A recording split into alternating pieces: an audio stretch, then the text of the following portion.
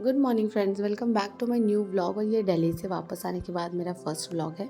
और आप सब ने बहुत प्यारे प्यारे कमेंट किए हैं फ्रेंड्स।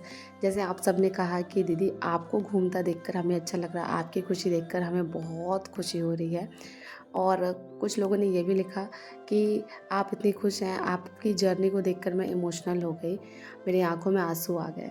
तो मुझे इतना अच्छा फ़ील हो रहा था, मुझे लग रहा था कि मेरी ऑडियंस कितनी केयरिंग है, जो मेरे बारे में इतना ज़्यादा सोचती है। कुछ लोगों ने ये भी लिखा कि आपको देखकर हमें यकीन हो गया है कि मेहनत का फल मीठा होता है, अगर मेहनत ईमानदारी से की जाए तो मुझे इस कमेंट ने ना बहुत ज़्यादा अट्रैक्ट किया, क्योंकि एक टाइम पे मैं भी ऐसी थी जब मुझे समझ नहीं आता था कि ये सब बातें जो कही जाती है, लाइक सत्य की हमेशा जीत होती है, मेहनत का फल मीठा होता है, सब्र के बाद में मेवा होता है।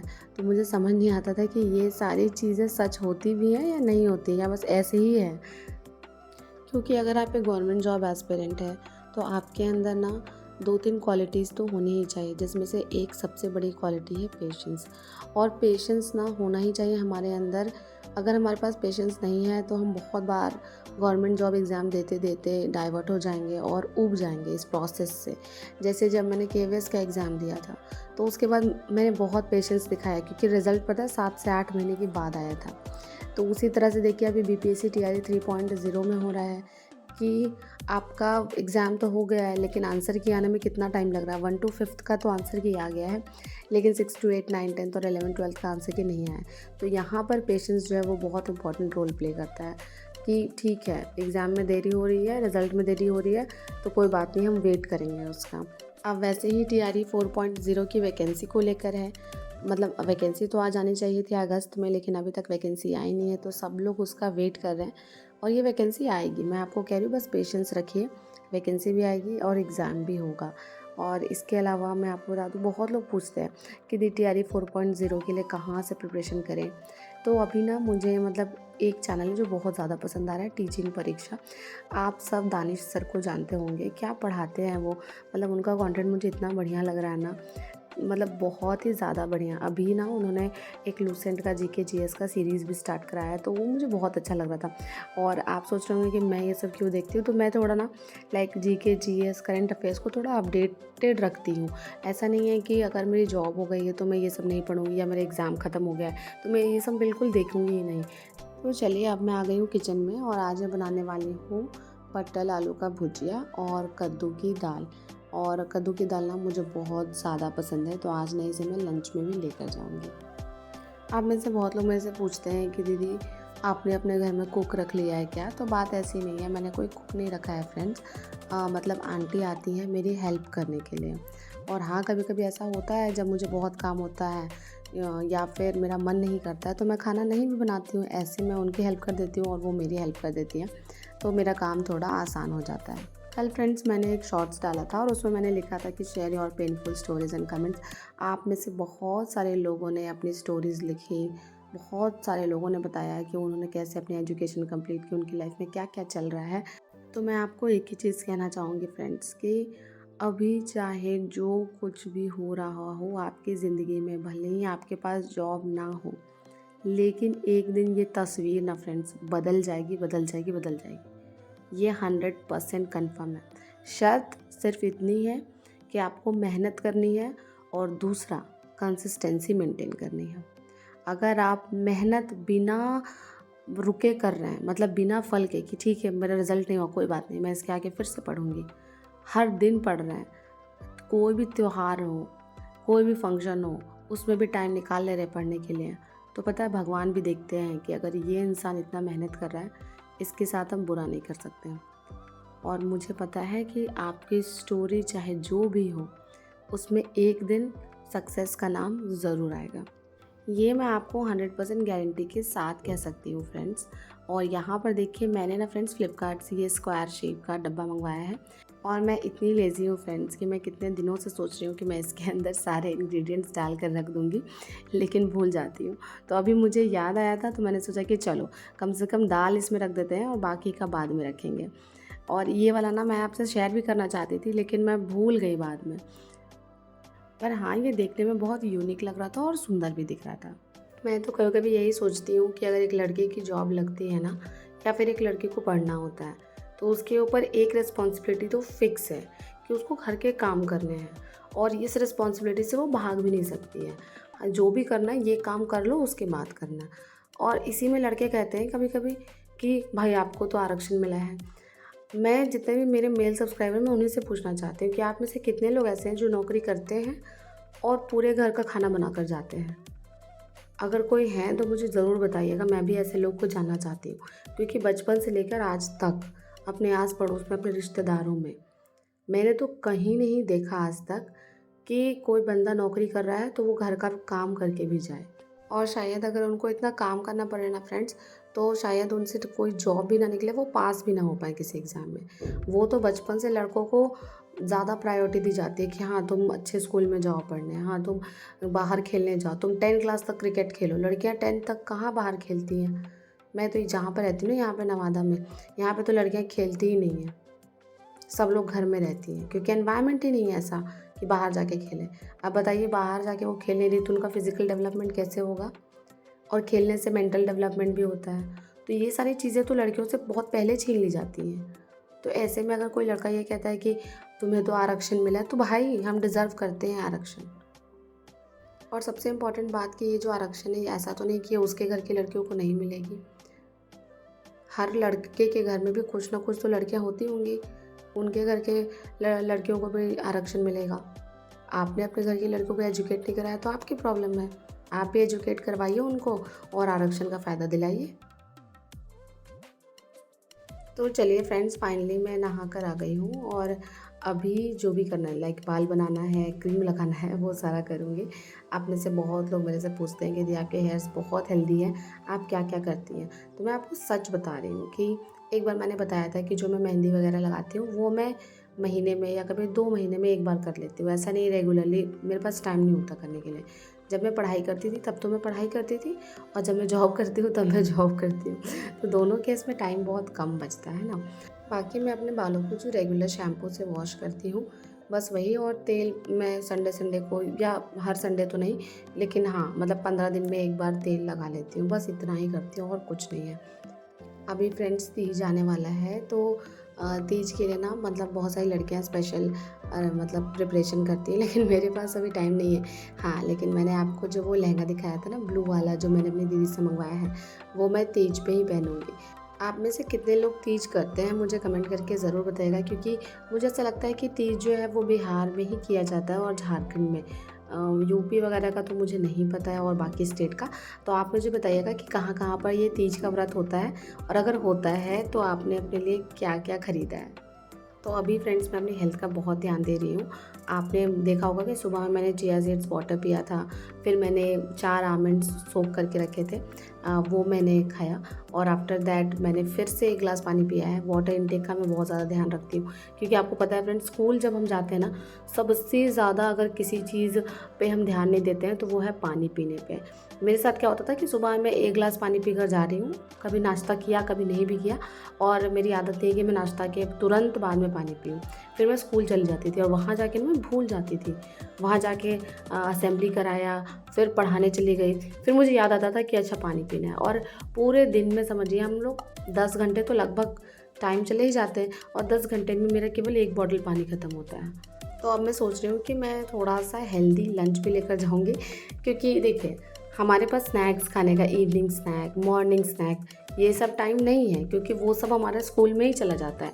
और स्कूल में ऐसा नहीं है ज़रूरी कि मॉर्निंग स्नैक के टाइम पे आप फ्री रहें, या फिर इवनिंग स्नैक जो होता है हमारा 4 बजे का, तो उस टाइम पे आपको खाने का मन करे ही। तो इसीलिए ना मैं लंच में ही लेकर जा रही हूँ। जैसे देखिए आज मैंने 3 पराठे लिए हैं, और साथ में पटल आलू का भुजिया भी लिया है, सैलेड्स भी लिए हैं, और इसके बाद मैंने कद्दू की दाल भी ली है। तो ये मुझे बहुत अच्छा लग रहा है आज का लंच। मैं पहली बार इतना बढ़िया खाना लेकर जा रही हूँ फ्रेंड, नहीं तो हमेशा बस ऐसे भुजिया रोटी सब्ज़ी रोटी, बस ऐसे ही लंच लेकर जाती थी। तो चलिए फ्रेंड्स, अब मैं स्कूल जाने के लिए बिल्कुल रेडी हो गई हूँ। लंच भी रख लिया, बॉटल भी रख लिया, वॉलेट भी रख लिया, और सारे एसेंशियल्स बैग में रख लिए हैं, और अब मैं पहुँच जाऊँगी स्कूल। और स्कूल में ना आज मैं आपको पढ़ाते हुए दिखूँगी। ठीक है, सबसे पहले क्या बताएंगे? रेखा। और रेखा का गुण क्या होता है? कि इसके दोनों तरफ क्या निशान होता है? तीर का निशान होता है ना। इसका मतलब क्या होता है? इसका मतलब क्या होता है? इसका मतलब ये होता है कि इसको हम दोनों तरफ से कितना भी लंबा खींच सकते हैं, ठीक है ना। इसको हम कितना भी दूर लेके जा सकते हैं, ठीक है। और इस तरफ से भी कितना भी दूर लेके जा सकते हैं। अब रेखा क्या है? अनंत बिंदुओं से मिलकर बनी होती है। देखो इसके ऊपर हम कितना भी बिंदु खींच सकते हैं, कर सकते हैं ना बिंदु? कितना भी बिंदु हम इस पे ड्रॉ कर सकते हैं, कर सकते हैं ना। तो हम एक बिंदु क्या लिए? ए, और दूसरा बिंदु क्या लिए? बी। तो इसीलिए, और रेखा का नाम क्या है बच्चों? एल। क्या है? एल। तो एल क्या है? एल एक रेखा है, ठीक है। और ए और बी उस पर स्थित क्या है? बिंदु, ठीक। अब रेखाखंड का क्या होता है कि मम्मी जो तुम लोगों का सिलाई करती होगी ना घर में, करती है ना, तो उसमें जो धागा होता है ना, वो समझ लो कि एक रेखा है। धागा क्या है? एक रेखा है। क्यों? क्योंकि धागा बहुत लंबा होता है कि नहीं होता है? लेकिन कभी कभी हम लोग क्या करते हैं कि धागा को बीच से तोड़ लेते हैं, तोड़ते हैं ना, और तोड़ने के बाद उसको सुई में डालते हैं और फिर सिलाई करते हैं ना।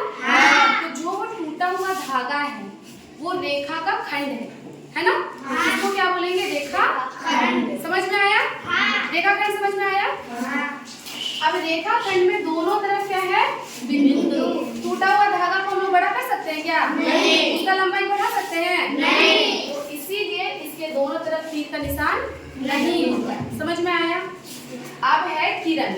अब किरण क्या कैसे समझाते हैं? टॉर्च जलाते हैं ना हम लोग, टॉर्च जलाते हैं ना।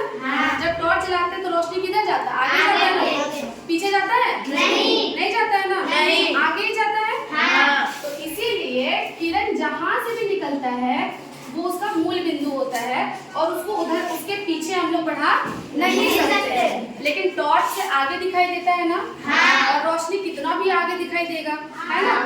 तो रोशनी को जो किरण है वो दूसरी तरफ क्या होता है? बढ़ते रहता है। लेकिन इस तरफ क्या रहेगा? स्थिर। ये इसका क्या है? मूल बिंदु। कौन सा बिंदु है? पी, मूल बिंदु। कौन सा बिंदु? मूल बिंदु। समझ में आया? अब इसको कॉपी में उतारो और इसके बाद फिर इसका एग्जाम्पल और सिखाएंगे, ठीक है। अब मैं फाइनली थक हार के आ गई हूँ स्कूल से वापस। और आज ना फ्रेंड्स, मैं वापस आते वक्त थोड़ा सा भीग भी गई थी।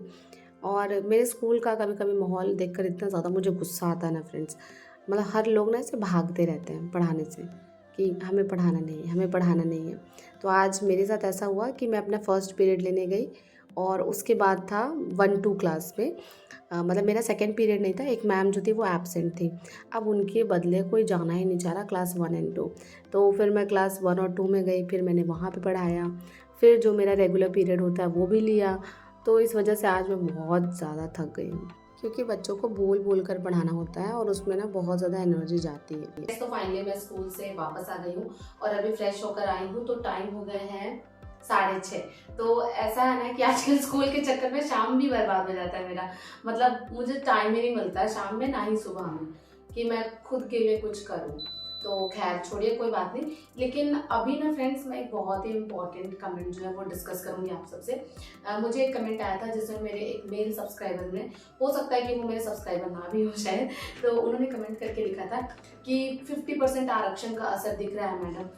तो मैं ना एक ही चीज़ उनसे पूछना चाहूँगी कि अभी जो आरजीकर मेडिकल कॉलेज में हुआ हादसा, जिसमें एक फीमेल डॉक्टर के साथ जो भी आपने सुना कि उनका रेप कर दिया गया, फिर उनका मर्डर कर दिया गया, कभी आप ये सुनते हैं क्या कि कोई लड़के के साथ ऐसा हुआ हो? 2012 में निर्भया कांड हुआ था, फिर एक बार हैदराबाद में हुआ था, आई थिंक 2019 के आसपास या 20 के आसपास हुआ होगा, और फिर अभी देखिए ये 2024 में आपका कोलकाता में हुआ है। तो कभी आपने ऐसा सुना है कि कोई लड़के के साथ ऐसा हो रहा हो? नहीं सुना होगा। तो इसीलिए ना देखिए, अब मैं 2-3 चीज़ें इसमें बहुत अच्छे से आपको समझाना चाहूँगी कि मेरे स्कूल में एक बच्ची है क्लास 8th में, सरोज।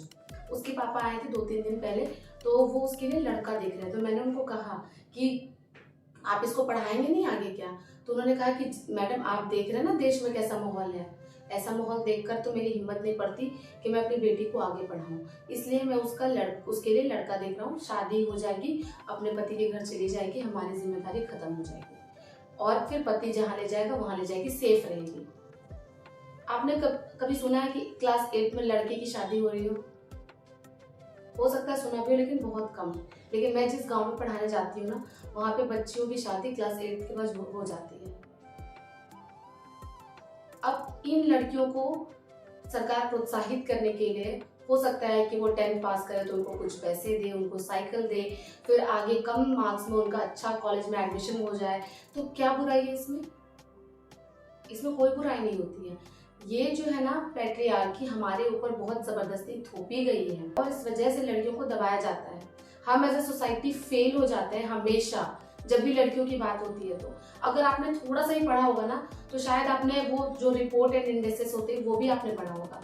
एक बार ना जेंडर इनइक्वालिटी इंडेक्स सर्च करके गूगल पे देख लीजिए। कुछ नहीं बुद्धि लगाना है इसमें, जस्ट सर्च करना है कि gender inequality index in Bihar, women participation in Bihar, आप इतना लिख दीजिए, आपको समझ में आ जाएगा कि बिहार में लड़कियों की क्या हालत है।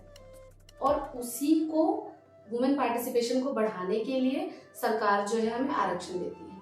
क्योंकि जब एक लड़की पढ़ती है तो सिर्फ लड़की नहीं पढ़ती है, अगर एक लड़की पढ़ती है तो वो अपने बच्चे में भी ये सीख डालती है कि आगे आपको इस तरह का बनना है कि आप लड़कियों के लिए एक सपोर्टिव माहौल बना सके, है ना। तो इसीलिए सरकार जो है वो लड़कियों को बढ़ावा देती है। दूसरी बात ये कि अगर आरक्षण मिला है तो ऐसा नहीं है कि आरक्षण सिर्फ हम लोगों को मिला है। भाई आपके घर में जो लड़कियां उनको भी मिला है, तो खुश हो जाइए कि उनके लिए सरकार कहीं ना कहीं रास्ता खोल रही है। और ऐसा तो है नहीं कि आपके घर में कोई लड़कियां नहीं होंगी, ऐसी तो कोई फैमिली होती ही नहीं जहाँ पे लड़कियां ना हो। आपकी बहन, आपकी भाभी, आपकी मासी, आपके कजिन, वो आपकी खुद की गर्लफ्रेंड हो सकता है, आपकी आने वाली जो भी अगर शादी हो गई तो आपकी बीवी, सबको तो मिलता है भाई आरक्षण।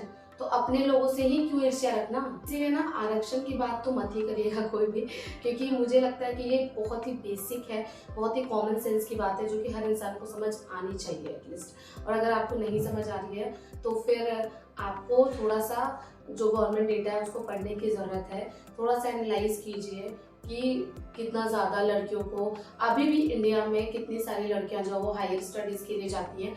इवन जब हम हायर स्टडीज़ के लिए, मैं ग्रेजुएशन में जब थी ये, तो मैं जब कोचिंग जाती थी तो वहाँ पे केवल एक कोचिंग में 2 से 3 लड़की होती थी, बाकी सारे लड़के होते थे। आपने भी कहीं पे पढ़ाई करी होगी तो आपने देखा होगा।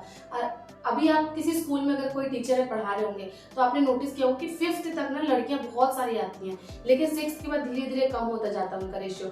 6th में थोड़ी कम लड़कियां आएंगी, 7th में कम, और 8th में तो केवल 1-2 लड़की बच जाती है जो स्कूल आती है, बाकी लोग तो घर से ही पढ़ाई करते हैं। तो ऐसी स्थिति जिस राज्य की हो वहां लड़कियों को आरक्षण देने की जरूरत नहीं है। तो ऐसा हुआ ना कि हम खुद ही अपने बिहार को पीछे रखना चाहते हैं, क्योंकि कोई भी ऐसा देश नहीं है, कोई भी ऐसा राज्य नहीं है जिसका ग्रोथ जो है केवल लड़कों से हो, आधी आबादी से हो। हम आधी आबादी को दबा कर कभी भी ग्रोथ नहीं कर सकते। तो इसीलिए आरक्षण है, और ये बहुत बेसिक और बहुत ही कॉमन बात है। और अगर आपको बुरा लगता है कि किसी लड़की का जॉब हो गया आरक्षण में, तो आप अपने घर की महिलाओं को शिक्षित कीजिए, उनका जॉब लगेगा तब आपको बहुत अच्छा लगेगा। खैर अभी मेरा थोड़ा फ्रेंड्स रेस्ट करने का टाइम हो रहा है। कभी कभी मुझे ना ऐसे कमेंट देख के बहुत गुस्सा आता है। मुझे लगता है कि यार आप कंपटीशन एग्जाम की तैयारी कर रहे हो, आप पढ़ाई कर रहे हो, आप कम से कम ग्रेजुएट तो हो गई, लेकिन इतना कॉमन सेंस नहीं है आपके पास। और ये कोई आरक्षण आज तो पैदा नहीं हो गया बिहार में। बिहार पहला ऐसा राज्य है पूरे देश का जिसने पंचायत राज व्यवस्था में लड़कियों के लिए 50% आरक्षण रखा है। तो इसीलिए फ्रेंड्स हम सबकी रिस्पॉन्सिबिलिटी है कि हम जो है ना सोसाइटी को ऐसा बनाएं जो कि वुमेन के लिए सपोर्टिव हो, वुमेन को आगे लेकर जाए। छोड़िए फ्रेंड्स, कुछ लोग मतलब होते हैं जो अपनी जिंदगी में थोड़ा उदास होते हैं तो ऐसी चीजें लिख देते हैं, पर कोई बात नहीं। अभी तो फिलहाल मुझे रेस्ट करना है और मिलती हूँ आपसे थोड़ी देर बाद। Bye bye. तो थोड़ी देर मैंने लगभग 5 से 10 मिनट या मान लीजिए 15 मिनट मैंने रेस्ट किया होगा, और इसके बाद मैं आ गई हूँ इवनिंग टी पीने के लिए। अब शाम में चाय मेरे लिए ज़्यादा ज़रूरी है क्योंकि इस टाइम पे मैं थकी हुई भी होती हूँ, और ये टाइम ऐसा है कि इस टाइम पे आप कुछ खा नहीं सकते। आप चाय बिस्किट ऐसे तो ले सकते हैं लेकिन कुछ हैवी खा नहीं सकते। तो चलिए फ्रेंड्स, आज के ब्लॉग को मैं यहीं पर ख़त्म करती हूँ। अगर आपको मेरा ब्लॉग अच्छा लगा हो तो लाइक कर दीजिए, चैनल पर नए हैं तो सब्सक्राइब कर दीजिए। इस तरह के ब्लॉग्स के साथ आपसे मिलती रहूँगी, आपकी लाइफ में पॉजिटिविटी ऐड करती रहूँगी। Bye bye, take care.